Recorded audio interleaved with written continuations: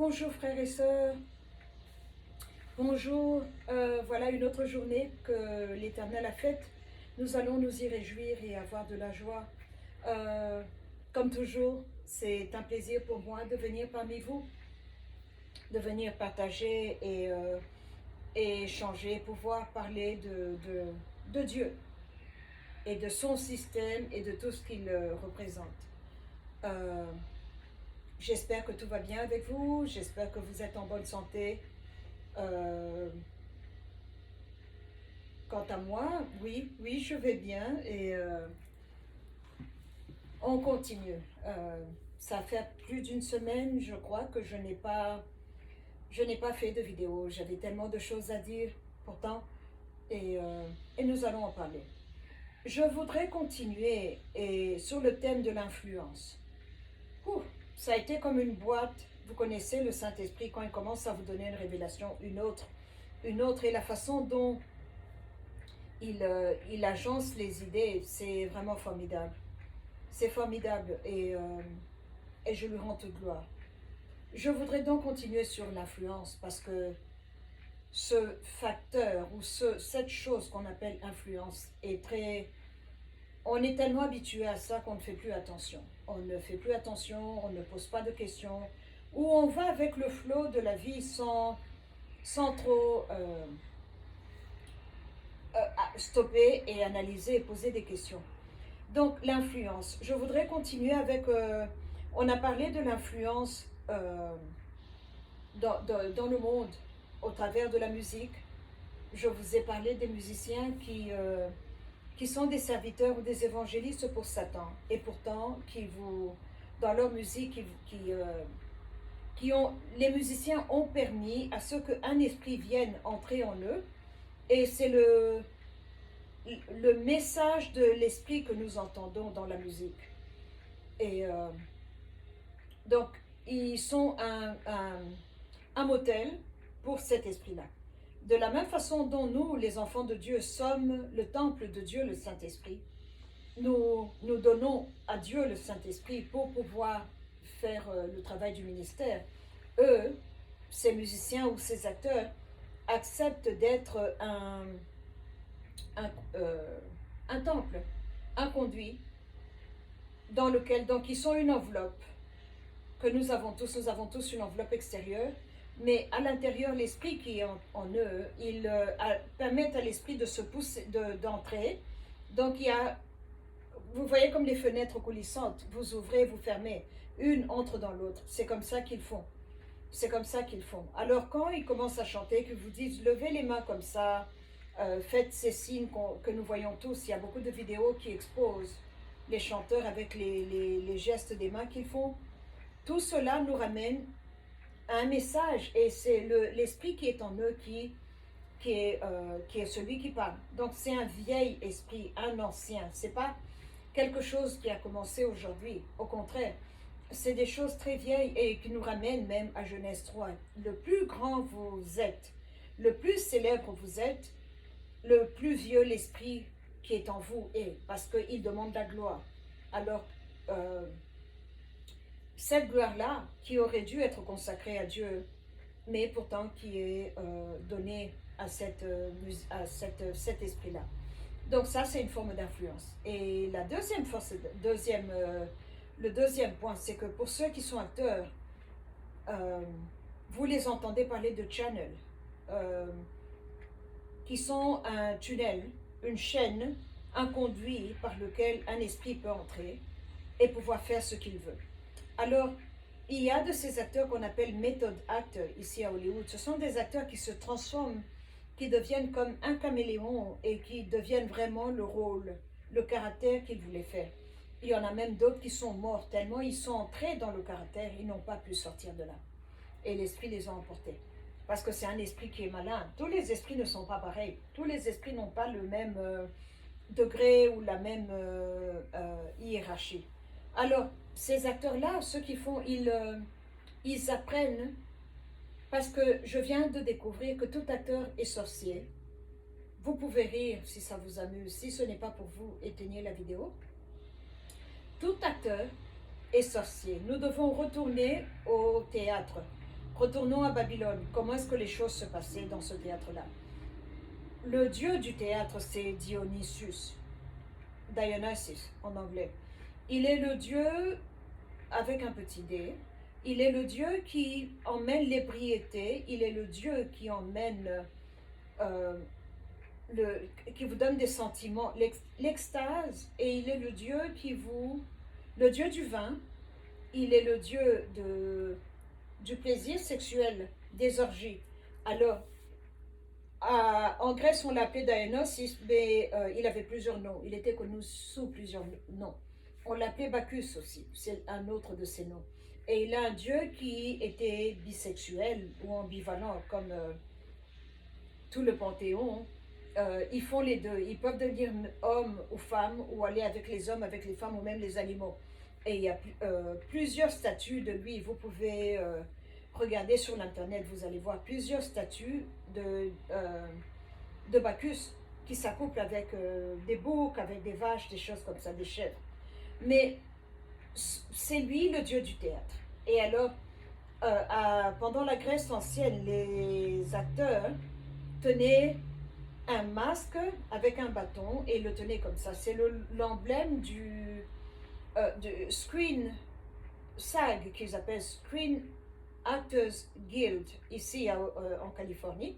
Vous ne pouvez pas être acteur sans être membre du SAG, comme on appelle. Vous ne pouvez pas faire la publicité à la télévision sans être membre du SAG. C'est une sorte de union d'acteurs et vous devez contribuer et avoir une carte et c'est cela qui vous permet de travailler. Mais à l'époque, dans la Grèce antique, les femmes ne faisaient pas le théâtre.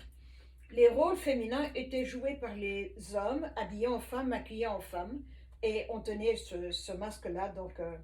Et l'idée, le concept du masque était pour influencer le public qui regardait. Et donc, on prétend, c'est une façade.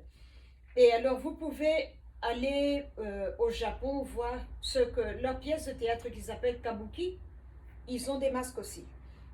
Dans tout le côté oriental, ils ont tous des masques qu'ils portent. Donc, c'est pas l'acteur, mais c'est le masque qui est important. Et donc, c'est le masque qui vous influence. C'est le masque, quand il est drôle, vous riez, quand il est triste, il vous attriste aussi. Quand nous allons sur le continent européen, en Europe de l'Ouest, nous avons des caractères comme Pierrot, Colombine, au XVe siècle, qui sont apparus avec l'opéra. Il fallait se masquer pour jouer un rôle. Alors quand on se masque, c'est le masque qui influence le public, qui vous touche, qui vous fait rire ou qui vous fait pleurer. Vous êtes influencé par une personne qui est ça alors qu'elle est ça. Donc cet esprit-là de duplicité est très vivant. Il est très vivant, il n'est pas parti. Il est là, il continue à agir. Alors c'est le même esprit que nous voyons à Hollywood. Mais maintenant, les gens d'Hollywood ont emmené ça à un autre niveau. D'abord, le mot Hollywood, c'est le bois un arbre d'où les bâtons magiques étaient faits pour faire une incantation. Donc, quiconque acteur dans la ville d'Hollywood doit savoir comment faire des incantations, doit savoir comment influencer les gens par ton corps, par ta façon de parler, par ta façon d'être. C'est ça qu'ils appellent entrer dans le caractère. Et quand vous entrez dans le caractère, alors ce n'est plus vous, c'est la personne qui est là. C'est comme ça que c'est un métier qui est difficile pour moi. Si vous me demandez, il paie très bien. Très bien, ils peuvent m'entretenir sans problème. Mais le problème, c'est que à quoi ça sert de gagner tout le monde si tu vas perdre ton âme, la Bible nous dit. Mais le problème qui est là est que ces gens d'Hollywood, quand on vous dit que le caractère doit fumer, vous fumez aussi. La cigarette entre en vous. Le rôle vous demande de vous accoupler avec un homme ou d'être dans un homme et avoir des ébats sexuels dans un lit. Vous allez le faire. Mais quand vous finissez, vous dites non, je n'aime pas les hommes, je suis mariée à une femme, je suis un homme tout à fait normal. Mais en faisant le rôle, en faisant ce que le caractère fait, l'acteur fait entrer en lui tout ce que le caractère est, et c'est comme ça qu'ils ont tous une vie troublée. Quand vous regardez la façon dont ils ont des scènes d'amour dans les films, la personne est mariée, vous êtes marié, mais vous êtes là l'un au-dessus de l'autre, vous roulez dans le lit, vous roulez dans le lit, vous vous embrassez, vous mélangez votre souffle, votre salive, et puis vous repartez chacun à la maison. Mais vous emportez une partie de l'acteur qui a joué avec vous. Et on s'étonne que c'est un milieu où les gens se marient 3 jours, 2 mois, et vous divorcez. Vous emmenez beaucoup de composantes, beaucoup d'éléments dans votre vie. Et ça, c'est votre vie personnelle. Mais maintenant, le problème qui est là, c'est que l'influence que cela nous fait. Vous allez voir que il y a des esprits qui viennent, qui habitent dans certains acteurs, et ces acteurs-là sont très connus, très riches, et ils nous influencent. Ils influencent la culture, ils influencent la société, ils influencent la façon dont on s'habille, on fait le maquillage. Et, euh, et cela affecte les personnes qui n'ont pas de base. Si vous n'avez pas une base dans le ventre, vous êtes affecté euh, par les acteurs qu'on regarde. Donc c'est comme ça que vous voyez que tel acteur a coupé les cheveux ici, tout le monde va couper. Tel acteur a fait ça, tout le monde va faire. Les cheveux bleus, verts, rouges, tout le monde le fait. Donc ce qu'on appelle a trend, une mode qui vient pour un caractère ou par un rôle, cela vient de l'esprit qui était en train de parler dans le rôle. Et maintenant, la partie la plus importante, c'est que nous devons parler à nos enfants parce que ils écoutent le gospel qui vient de ces esprits-là. Et c'est un gospel qui, quand vous l'écoutez, vous vous dites non, c'est juste un film que je regarde, c'est une musique que j'écoute, et puis c'est tout. Mais à la fin des temps, ça va vous tirer du vrai Dieu vivant. Et, euh, et vous commencez à vous dire, est-ce que Dieu existe? Vous croyez vraiment que la Bible est réelle? Vous croyez vraiment qu'il y a eu un caractère, un homme qui était venu, qui s'appelait Jésus-Christ, qui a marché sur l'eau?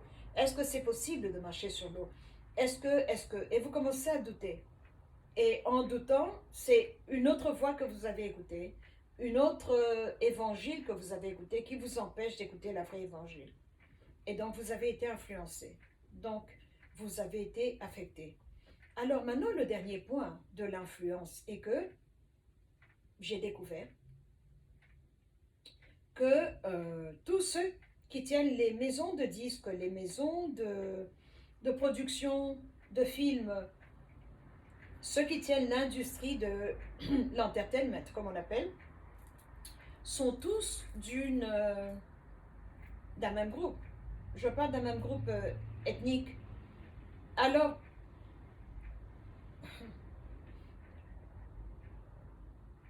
ils sont... Je parle de ces juifs que nous avons en Israël aujourd'hui. Ils sont caucasiens, donc ils ont la peau rose. Ils sont venus de l'Europe. Ils sont des convertis à la foi hébraïque. Mais les premiers Hébreux étaient le peuple noir. Ils étaient noirs comme moi. Alors, avec le temps, les vrais Hébreux ne sont pas dans l'État d'Israël, où il y en a très peu, et on a vu comment on les traite.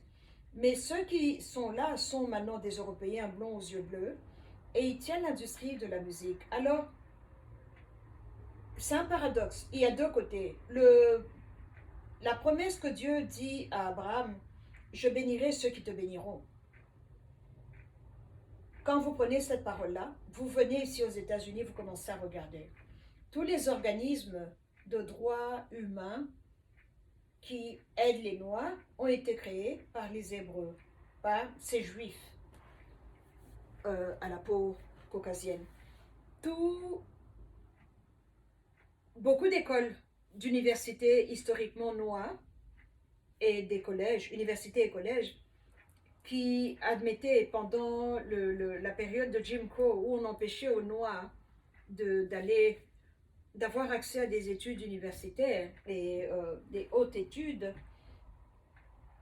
Ces universités-là ont été créées et financées par des Juifs. je bénirai celui qui te bénira. Ça, c'est une loi qui est... il y a des lois qui sont horizontales et il y a des lois qui sont verticales. Et la parole de Dieu est la parole de Dieu. On ne peut pas la changer. Même si je ne suis pas en accord avec elle, je ne peux pas l'effacer avec une gomme. Alors, ici aux États-Unis,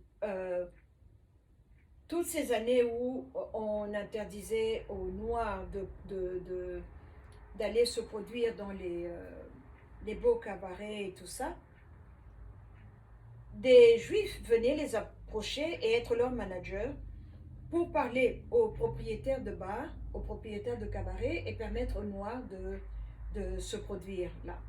Mais quand ils faisaient ça, donc vous payez, quand vous avez un comptable, un manager, un avocat, un publiciste, vous les payez.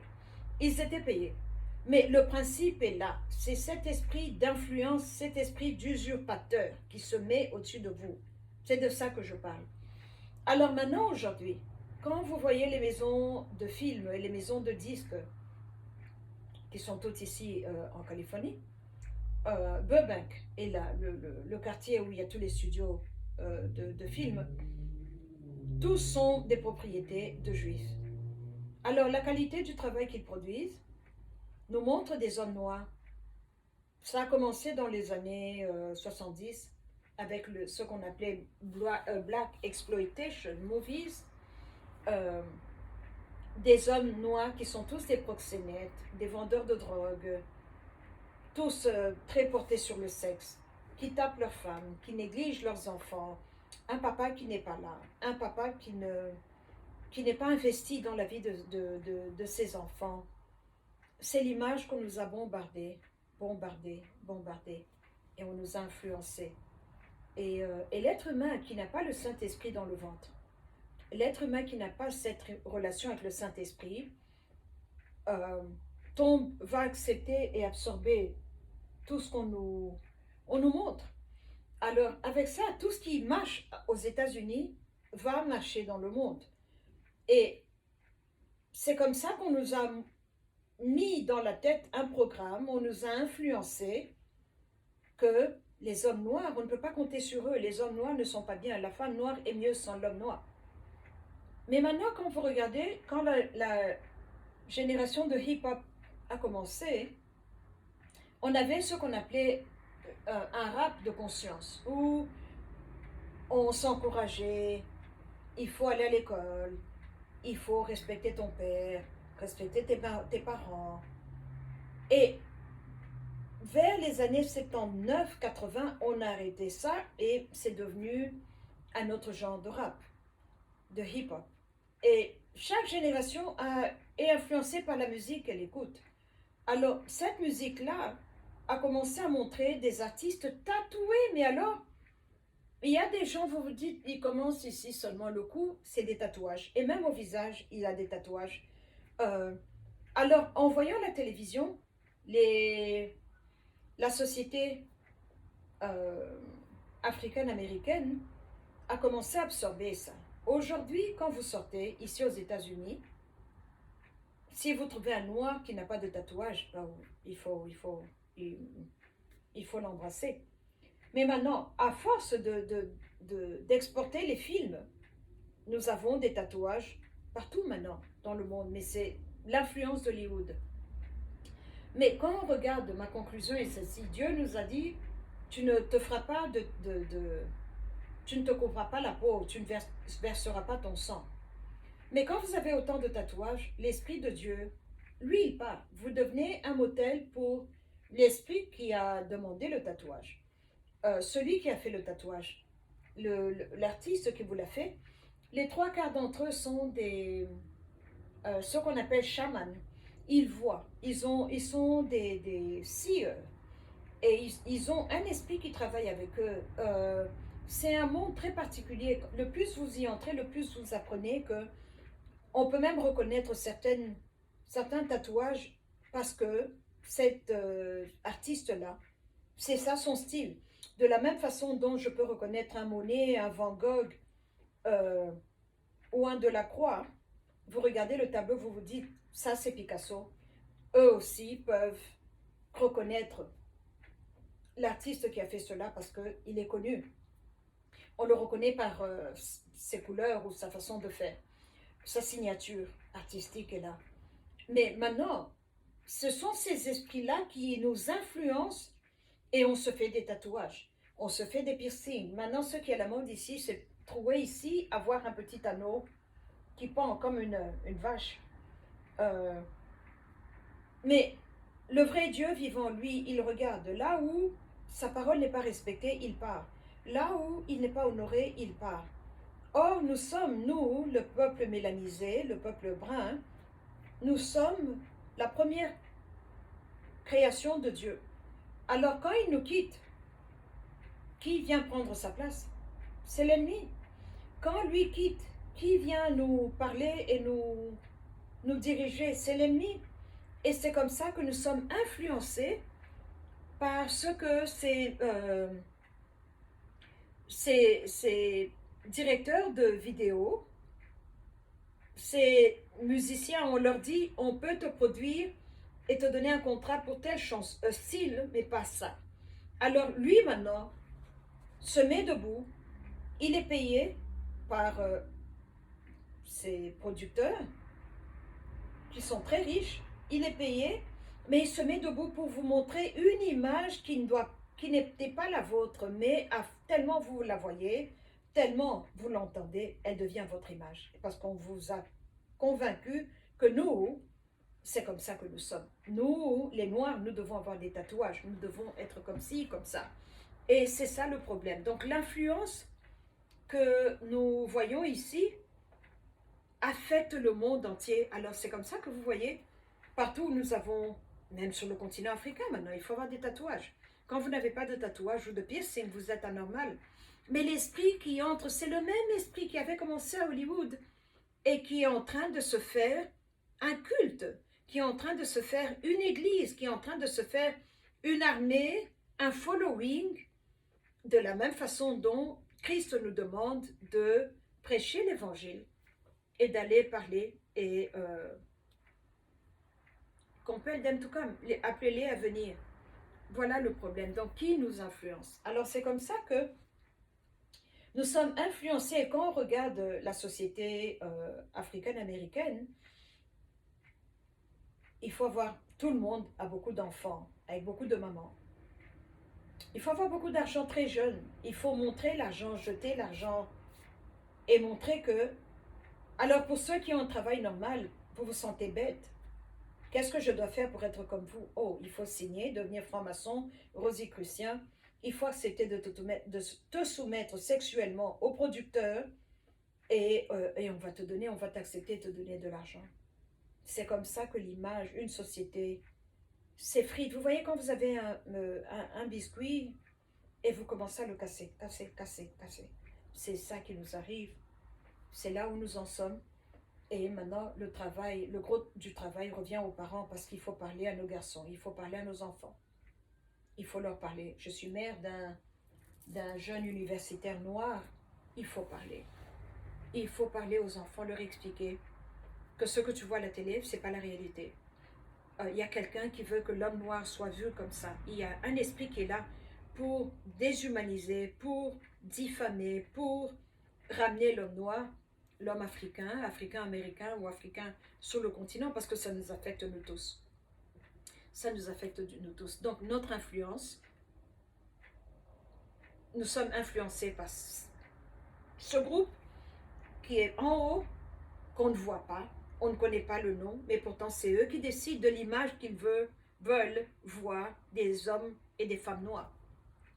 Alcooliques, drogués, vendeurs de drogue, instables, qui parlent comme s'ils avaient un problème, ils bougent trop, ils sont ceci, cela. Et maintenant, quand vous avez affaire à quelqu'un qui est d'une autre culture et vous regarde, vous êtes noir, il a peur parce qu'il a vu dans les films, il a vu à la télévision, il a vu les musiques vidéo où les gens se tirent des balles et de gangster life. Donc on a rendu ce qui était mal bon, ce qui était bon et ennuyeux. Alors,